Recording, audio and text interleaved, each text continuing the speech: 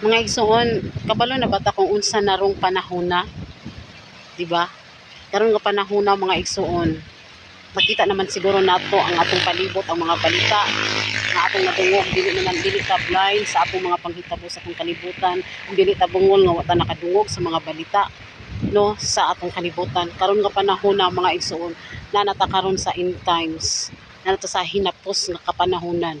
Muna nga karon nga panahon mao na ni panahon karon nga mahigmata ang matag usa kanato. Ang mga Kristohanon mahigmata, ang mga dili Kristohanon mahigmata, samot na gyud nga mahigmata. Ang mga Kristohanon nganong mahigmata man nga na Kristohanon naman. Tungod kay dili tanan Kristohanon nga nagtinarong sa pagpangalagad. Ang uban Kristohanon lang tungod sa pangalan lang kutob, no, wala sa buhat, pan sa gawi, halayo, lahi gyud kaayo mga igsoon, lahi sa binuhatan. So daghan kaayo na karon mo ni subo kaayo mga igsoon, mao nay mahigmata ta diha sa tanang mga Kristohanon nga nagkinabuhi pa sa dili maayo sa pagpakasala, nagkinabuhi pa sa kalibutanon, naapay gugma sa kalibutanon, mga butang sa kalibutan gihigugma pa, wala pa nagseparate sa gawi sa mga lihok sa mga butang ning kalibutana, kalibutanon pa kaayo nga mga Kristohanon. Mao nang mahigmata, magmata na ta mga Kristohanon, di na ta magpaleluya, di na ta mahimong mahigugmaon pa sa kalibutan.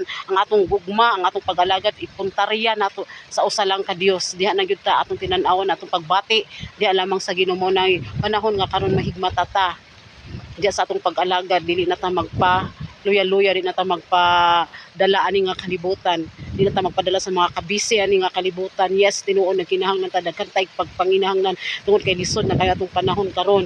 Pero mga igsoon, samot na gyud ta mudot-dot sa Ginoo, di ta magpadala sa atong kabisi kay wala ta kabantay, wala ta kabantay nga kanang atong kabisi sa atong mga panginabuhian, sa atong mga trabaho mo na ginay-hinay o gamit sa kaaway. Aron magpalayo ta diha sa Ginoo mo na magbantay ta, magmaigmat ta, gamiton nato ang kaalam nga gikan sa Ginoo, manggialamon ta aron makabantay ta, makakita ta sa buhat sa kaaway naghinay-hinay na siya, o bira nato aron kita mahilayo sa Ginoo, gamiton niya ang atong panginabuhian. Una nga wala ni bisi-bisi mga igsoon, diha ta dot-dot sa Ginoo, ang atong pagpaningkamot, ato kanang itugyan sa Ginoo. Di ta magsige kukod-kukod sa mga panalangin, di ta magsige kukod-kukod sa usa mang panginahanglan nato, kung dili ang atong kudkukuron, ang atong dulduolon og maayo ang tag-iya sa blessing. Ang source sa tanang panalangin mo si Jesus, mo na nga mudot-dot bitag samot niya sa pagpangalagad. Siya ang atong kudkukuron, siya ang atong duolon, kay siya ang source of income, source of blessing sa tanan nato nga gikudkukod. So mali kayo nga atong pagkudkukod, panalangin ang atong gikudkukod, ang pero ang tag-iya sa panalangin wala nato gikukod. Muna mga igsoon, usbon na nato ang dagan sa atong sistema, sa ato ang panghuna-huna. Muna nga didto ta sa Ginoo, mudot-dot ta sa Ginoo, di ta magpadala sa unsa mga kabisihan ani nga kalibutan. Mahigmata na ta mga igsoon, magtinarong na ta sa atong pagpanglagad kay naa na ta sa katapusang kapanahonan.